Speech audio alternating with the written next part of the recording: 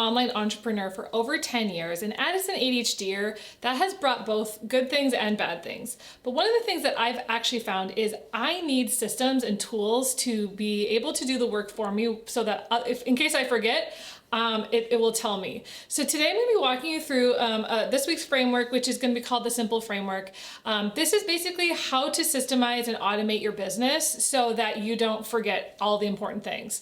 I have found that online tools and software have been so important for me, and I'm going to be sharing with you some of my favorite hacks and tips that I have used and I think other people should know about, because in this economy you have to be able to stand apart. And so today I'm going to be walking you through those 6 different types of things, including simplifying your automations and how to impress your clients, that sort of thing. So let's just get to it, and make sure to subscribe to my Substack where I'll have more about this video, and let's move on to the video. Okay, so the first part of the Simple Framework is systemize everything.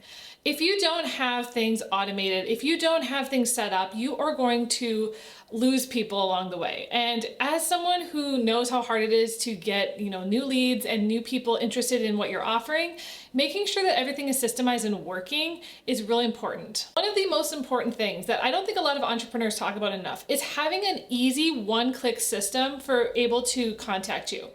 One of the things I set up a couple years ago and I've been using for years is a free call page. Now, discovery calls are something that some people are like, oh, don't waste your time. For me, I found that they're very highly converting. So I do like to spend 15 minutes, no more than 15 minutes, on a call with someone who's interested in my services. My services are very laid out, so they know exactly already what they want, but sometimes they still want to talk to me. I've had people buy day of after talking to me on a discovery call, while some are just shopping around. So for me, it's good to make a connection either way. And so I've set up something called a free call page. Now on that page, I have information about what the call is for. I have a picture of me, and then at the very bottom, I have an actual booking calendar. You can use something like Calendly or Acuity. I use a software called FGFunnels, which actually has a whole system that I use. But for me, being able to have offerings at times that people can book with me is so valuable. If you just have a contact form or if you just have an email, people just don't always want to take all the steps themselves. Make it easy for your clients to book a call with you. So that's the first step. The other thing that I think is important for a lot of entrepreneurs is to have something that they can book immediately. So if it's under $1,000 or around $1,000, you should have an option for people to book. A customized service that is something that is standard on your business. Now, a lot of people use invoicing, they use custom things. That can take a really long time. I'm not saying you shouldn't do that. I'm just saying you should have something available on your website that people can book immediately. One of mine is a clarity call. It's a 90-minute call with me that people can just book immediately. And, sometimes people book it without even doing the free call. They're just like, I want to work with you, and this is my, 90 minutes of your time. So for me, all I do is have a button, it's set up with Stripe and PayPal, and people can buy it immediately. So if you don't have something like this on your website and you're a service-based business, I highly recommend you add that, because you're missing out on a lot of potential leads and clients if you're not doing that. So, and if you're selling products, same thing. If you're selling online, make sure that people can click buy and check out immediately so that they're not, a lot of people are very impulsive when it comes to shopping. So make sure you're buying it right when they're interested. Along with that, making sure that there's automatic follow-ups for the emails. So from the free call, I have it automated with reminders and information about what to expect. Same with all of my services as well. So people, don't miss their appointment with me or miss the time that they have to be there. If you don't have that set up, highly recommend doing so. There's ways you can do it usually in all the softwares that these come with, but a lot of times, you have to make sure everything is working and making sure that that works for you. Don't just do a game of Gmail back and forth. What time works for you? What time works for you? That's a waste of both of your time. Just have it easy, click, book a time. Also, I do like prepaid options because then there's no invoicing. They just purchase ahead of time and I just show up. As long as, their trust is there, I show up. I never have missed a client meeting in that sense. Like, I've always showed up. And for me, that's a really important part of my reputation as well. So my quote is, if it happens more than twice, systemize it. Make sure that it's set up so that if it's a one-time thing, sure, you don't have to make a systemized thing out of it, but make sure you are for other things. Okay, so the next part is impress. Impress your clients. One of the things that people always tell me is they love my free call page. They're like, oh my God, that's so easy. Or I have actually a free coffee chat page. That's another thing. If people want to have actual coffee with me in person, instead of, again, going back and forth, when can you meet? Where can you meet? I have a coffee chat page. I'm not going to be sharing it here because that is only one that I send to people, but I'll show you guys a screenshot. I give people options of places to go to. One that includes an indoor walking place, and then one if they just want to do a Zoom call. That's very helpful for people if they're like, okay, this is where I live in this part of town, let's meet up. Or if they just want to do it on Zoom, that gives them options. Again, it's a scheduler. So they book a time with me and then we meet at that time. And it's already, the location is already chosen as well, because I give them 2 options for places to meet. A couple other things that I'd recommend to impress people is making sure that your Zoom room, if you're using Zoom or some sort of tool like that, like on mine, it actually has a graphic while people are waiting for me to show up on Zoom. So that's something a lot of people don't know, is you can actually be almost marketing yourself while you're sitting on a Zoom call. Another thing I also recommend is having a direct Zoom link. So instead of going to the long sort of Zoom thing, I have a specific Zoom link that I put on jennaredfield.com/Zoom, which is my direct Zoom link.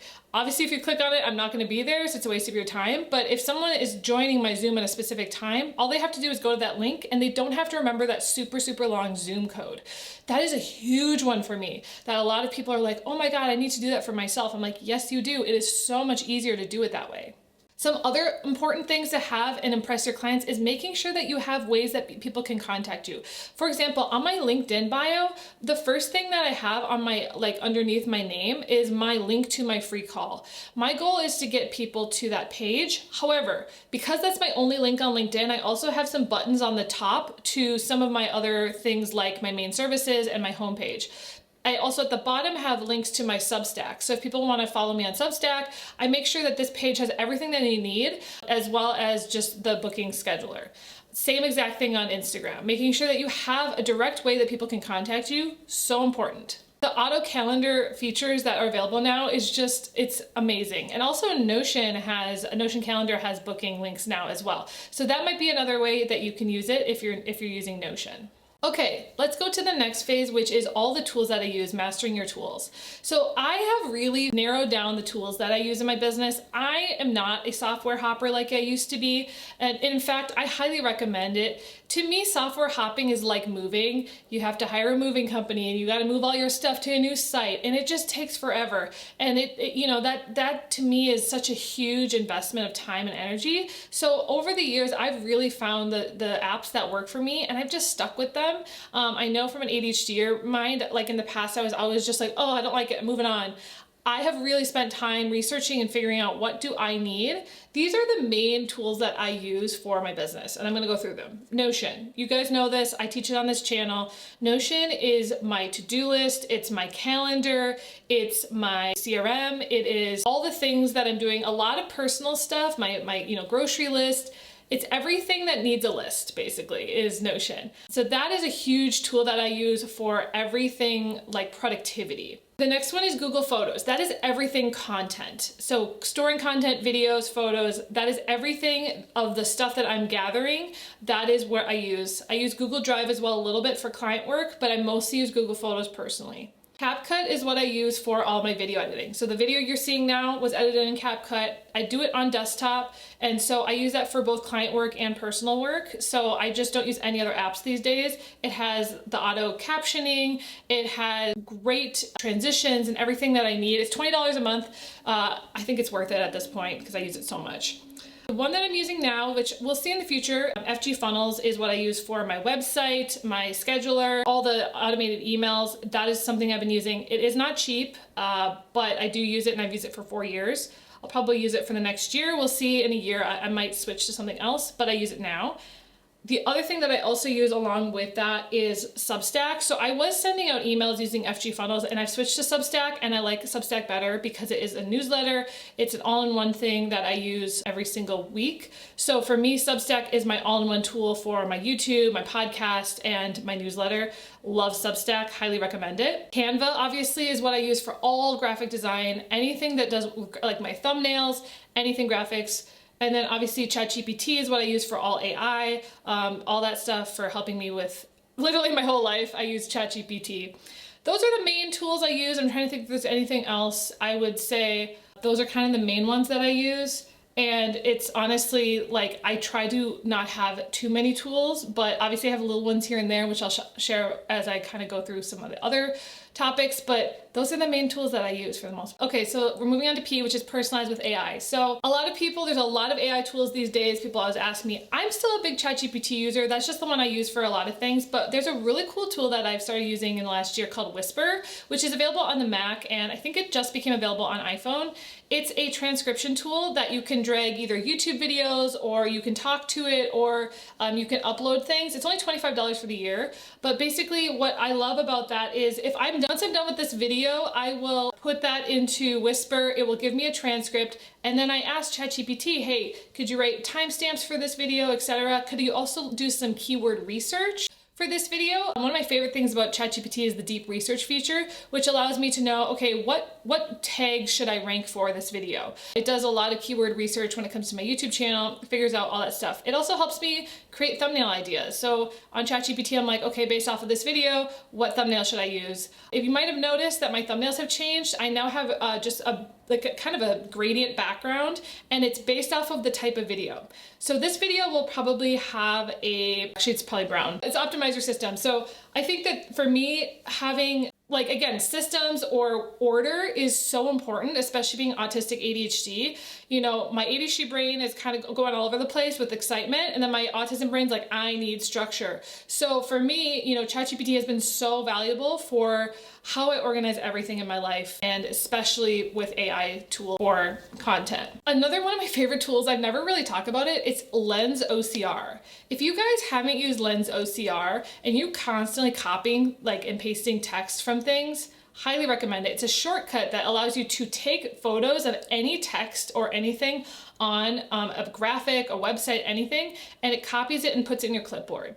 This has been such a game changer for me, and I always install it on my clients' computers. I'm like, guys, you gotta use this. It's so much faster than, because sometimes you can't copy and paste text. And I know that like Apple has its own, but it's not very good. This one's way better, and it's free.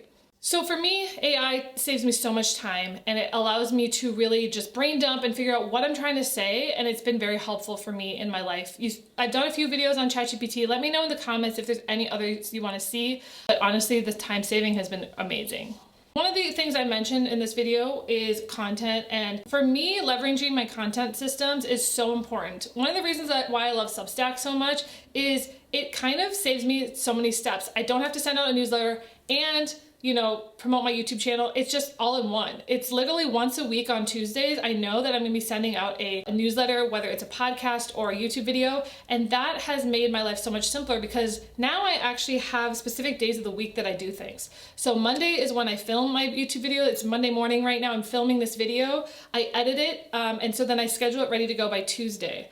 On Tuesday, I also, sometimes I have my VIP days, which are Tuesday, Thursday, and then I also have client calls that I only put on certain days of the week. If you just, like Mondays, I do not allow any calls or any services. Monday is my content day, and it's kind of coming in from the weekend. I know that I don't have any, meetings or anything. I know I have to catch up on emails. So for me, my Monday is kind of a catch-up day, and then I move into the week. And so that is something also to think about is, what days of the week are you structuring your time for your energy levels? For me, Monday, it's hard to get back into the work week, but I like Mondays because I know that I'm just gonna be making YouTube videos. I'm gonna be working on my Substack for that following Tuesday. This morning, I actually was also writing my other Substack. I have 2 Substacks that only gets out twice a month, and so I'm scheduling that to go out this morning as well.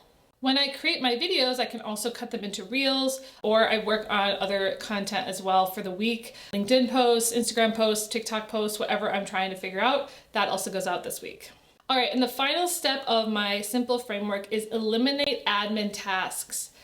This is a really, really important one. Having simplified ways for people to, whether it's follow you on Substack or sign up for a webinar. I'm a big fan of Luma, which is great for webinars or events. Eventbrite was something I used to use for a lot of events. Having templated links, so, autoresponders, having canned emails for people, or things like client portals, CRM updates. For me, I use different Notion databases for my CRM. So when somebody, I actually use Zapier, which is an automation tool, or make.com, which I've used both. So anytime someone signs up with a free call with me, it automatically adds it to my Notion database of events and networking meetings. So I have a database just for that. So for me, again, like I don't have to do that manually. It all does it automatically with Zapier and Make. So if you want more videos on automation, let me know. As you guys know, my Notion 2.0 is coming out very soon, hopefully next week. My goal is to get it out by next week if you're watching this the day I publish this.